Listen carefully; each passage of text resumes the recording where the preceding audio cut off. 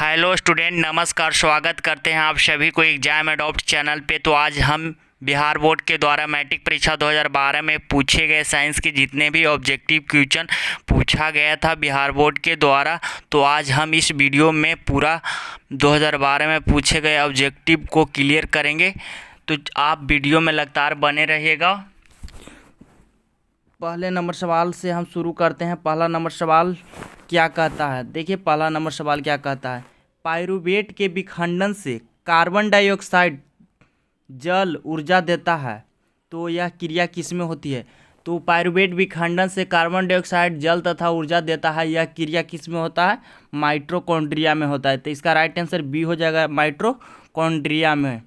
चलिए दूसरे नंबर सवाल को देखते हैं। दूसरे नंबर सवाल क्या कहता है, निम्न में कौन सा पदार्थ लेंस बनाने के लिए प्रयुक्त नहीं किया जाता है, नहीं किया जा सकता है। वह जल है, कांच है, प्लास्टिक है कि मिट्टी है। तो आप लोग के पता है कि लेंस बनाने के लिए जल का उपयोग किया जाता है और मिट्टी का भी, कांच का भी प्रयुक्त किया जाता है, प्लास्टिक का भी, मगर मिट्टी का उपयोग नहीं किया जाता है। तो इसका राइट आंसर क्या हो जाएगा, डी, मिट्टी का प्रयुक्त नहीं किया जा सकता है लेंस बनाने के लिए। चलिए तीसरे नंबर सवाल के ऊपर चलते हैं। समान दृष्टि से यहाँ पे वयस्क होगा। वयस्क के लिए स्पष्ट माने साफ साफ दर्शन के लिए यानी देखने के लिए अल्पतम दूरी लगभग होती है। तो आप लोग के पता है कि अल्पतम दूरी यानी न्यूनतम दूरी कितना होती है, तो कितना होती है, 25 सेंटीमीटर। तो इसका राइट आंसर क्या हो जाएगा, सी, 25 सेंटीमीटर। अगर आपसे पूछा जाए कि समान दृष्टि के लिए अधिकतम दूरी या दूर बिंदु कितना होता है, तो आप लोग के पता है कि क्या होता है, अनंत। ये भी आप लोग ध्यान में रखिएगा। चलिए चौथे नंबर सवाल के ऊपर चलते हैं। लोहे की परमाणु संख्या है 23, 26, 25, 24। तो आप लोग के पता है कि लोहा का संकेत होता है जो Fe होता है। लोहा को इंग्लिश में आयरन भी कहते हैं। इसका परमाणु संख्या जो होता है क्या होता है, 26 होता है। तो इसका राइट आंसर बी हो जाएगा। चलिए पांचवें नंबर सवाल के ऊपर चलते हैं। कोई बिलियन लाल लिटमस को क्या कर दे रहा है, नीला कर देता है, तो उसका पीएच होगा। तो आप लोग के पता है कि लाल लिटमस को जो नीला कर देता है अम्ल होता है कि क्षार होता है। तो लाल लिटमस पत्र को जो नीला कर देता होता है वह क्षार होता है यानी कि बेस होता है। तो आप लोग के पता है कि क्या होता है, बेस होता है। तो बेस का पीएच मान होता है जो 7 से क्या होता है, अधिक होता है। 7 से क्या होता है, अधिक होता है। तो जिसका भी पीएच वैल्यू 7 से अधिक होगा वही आंसर होगा। तो 7 से अधिक 1 होता है, नहीं, ये गलत हो जाएगा। 7 से अधिक 4 होता है, नहीं, गलत। 7 से अधिक 5 होता है, ये गलत। 7 से अधिक 10 होता है, यानी कि राइट आंसर बी हो जाएगा, जो पीएच वैल्यू 10 वाला है, जो लाल लिटमस पत्र को नीला कर देता है। तो इसको आप लोग ध्यान रखिएगा। चलिए छठे नंबर सवाल के ऊपर चलते हैं। छठा नंबर सवाल कहता है, आधुनिक आवर्त सारणी में वर्गों की संख्या होती है। तो आप लोग के 2011 में पूछा गया था कि आधुनिक आवर्त सारणी में आवर्त की संख्या पूछा गया था। तो वहाँ पे हम बताए थे कि वर्ग की संख्या भी पूछेगा। तो वर्ग की संख्या कितनी होती है, 18 होती है। और आवर्त की संख्या आवर्त की संख्या कितनी, आधुनिक आवर्त में आवर्त की संख्या कितनी होती है, 7 होती है।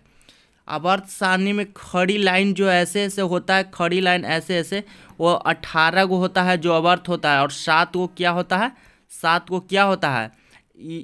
को होता है जो आवर्त। और खड़ी लाइन होता है 18 को, उसको वर्ग कहते हैं।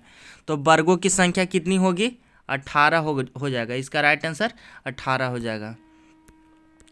चलिए 7वें नंबर सवाल के ऊपर चलते हैं। ये भी 2011 में हम बताए थे, 2011 में प्रश्न में एक्सप्लेन किए थे कि एल्डिहाइड CHO की अभिक्रिया मूलक को कहते हैं। तो CHO अभिक्रिया मूलक को क्या कहते हैं, एल्डिहाइड।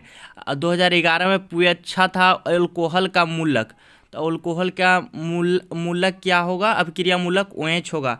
अगर आपसे कीटोन का पूछे तो कीटोन का CO होता है। तो ये भी आप लोग ध्यान रखिएगा। और ये CHO किसका है, एल्डिहाइड का। तो ये भी आप लोग ध्यान रखिएगा। चलिए 8वें नंबर सवाल के ऊपर 8वां नंबर सवाल के देखते हैं। विद्युत धारा उत्पन्न करने की युक्ति को कहते हैं। देखिए विद्युत धारा जो उत्पन्न करने की युक्ति को यानी उपकरण को कहते हैं जनित्र कहते हैं। युक्ति माने जनित्र, युक्ति माने होता है उपकरण। अब अगर आपसे पूछ लिया जाए कि विद्युत धारा मापा जाता है किसमें, विद्युत धारा मापा जाता है, विद्युत धारा मापा जाता है, धारा मापा जाता है किसमें मापा जाता है, ये मीटर में मापा जाता है, ये मीटर में, ये मीटर में, ये भी आप लोग ध्यान रखिएगा।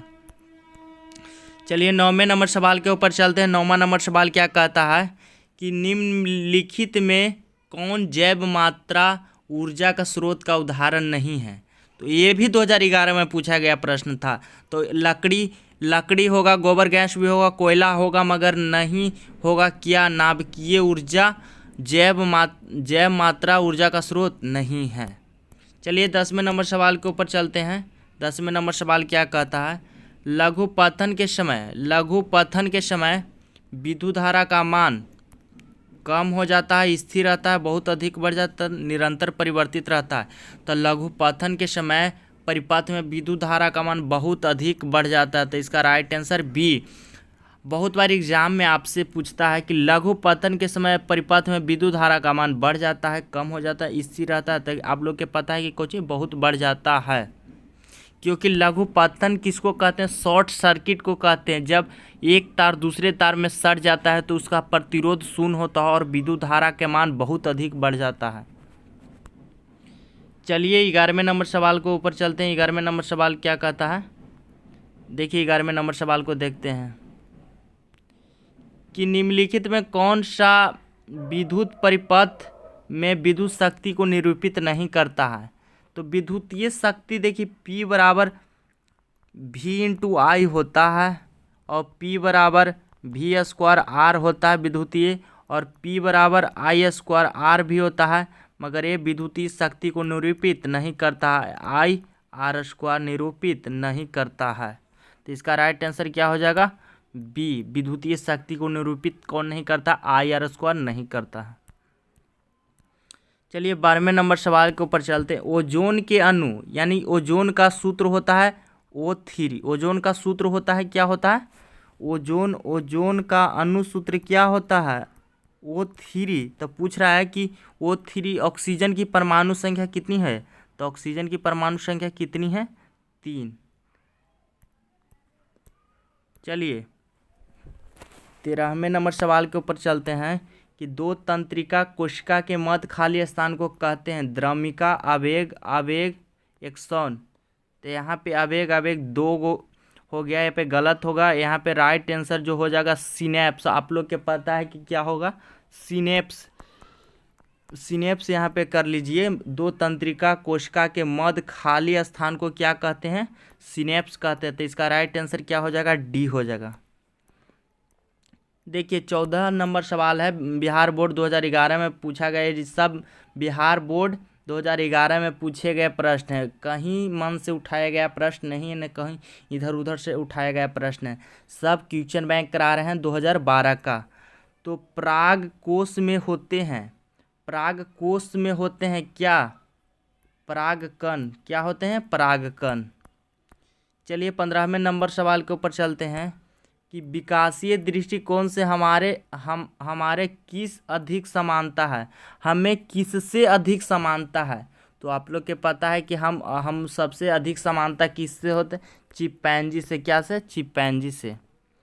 16वें नंबर सवाल के ऊपर देखते हैं कि मुकुलन द्वारा अलैंगिक जनन होता है। तो मुकुलन द्वारा अलैंगिक जनन ईस्ट में होता है, मुकुलन द्वारा अलैंगिक जनन ईस्ट में होता है। 17वें नंबर सवाल के ऊपर देखते हैं, एथेन का आणविक सूत्र C2H6 है।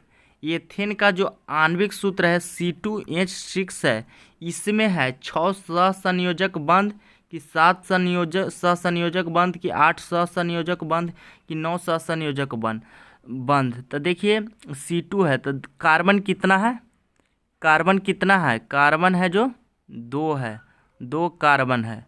और हाइड्रोजन कितना है, 6 है। तो हम ऐसे सेट कर लेंगे, हाइड्रोजन बैठा दिए कि एगो हाइड्रोजन हो गया, 1 2 3 4 5 6 गो हो गया। तो यहाँ पे हम देखेंगे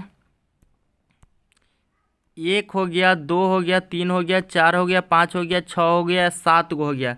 तो इस कितने संयोजक हो गए बंद, 7 संयोजक बंद हो गए।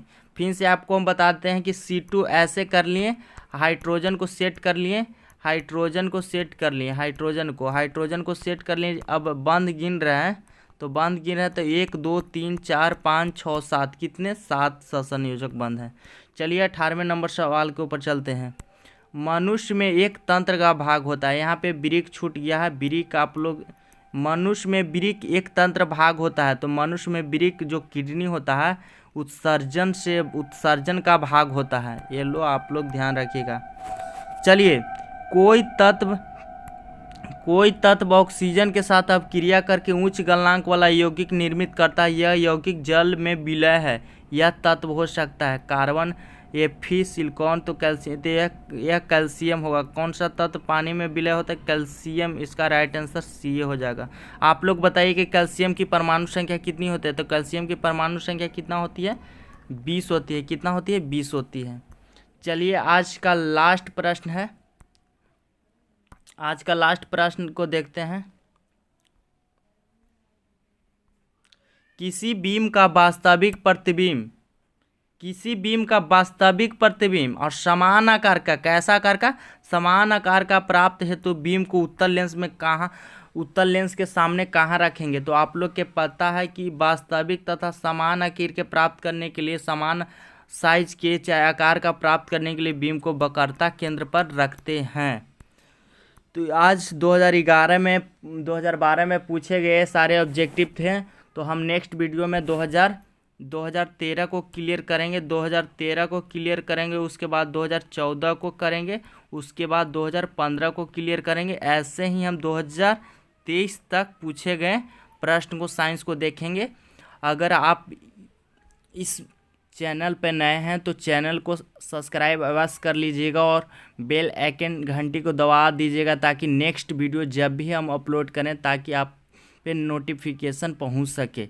तो अगर आप इसको PDF लेना चाहते हैं तो मेरे व्हाट्सएप पे आज मैसेज कर आप ले सकते हैं, 6201519635 पे।